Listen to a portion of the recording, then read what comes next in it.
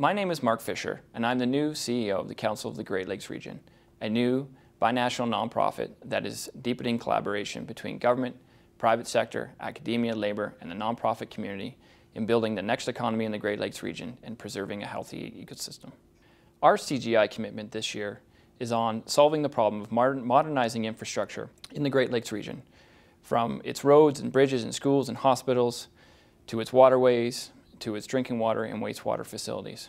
And as we know, the Great Lakes and the St. Lawrence region is just so incredibly important to our future prosperity in the US and Canada. It provides 46 million jobs annually to the region, or 30% of the combined workforce in the US and Canada. It has a GDP of $5 trillion, which again accounts for roughly 28% of combined economic activity in the US and Canada. Further, the region is responsible for approximately 30% of all R&D in the US and 70% of R&D in Canada. As many regions in the United States and Canada, this region faces immense challenges with respect to modernizing public infrastructure, particularly as governments at all levels are struggling to keep pace with growing demands for improved infrastructure and better services at a time of increasing government debt and tighter controls on operating budgets.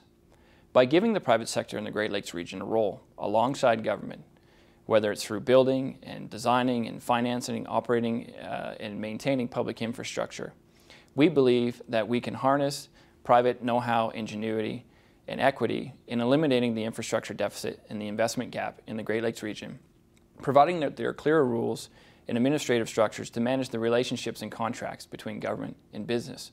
As a result, the Council of the Great Lakes region, working with a number of partners and advisors in its research, including BMO Capital Markets, Infrastructure Ontario, the Brookings Institution, the American and Canadian Council for Public-Private Partnerships, Infrastructure Ontario, the Mowat Centre for Public Policy Innovation at the University of Toronto.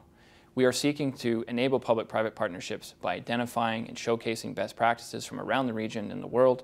Also, the Council will be looking at new ways of capturing and leveraging private equity in eliminating the infrastructure deficit and investment gap through creative mechanisms like the development of a regional infrastructure exchange.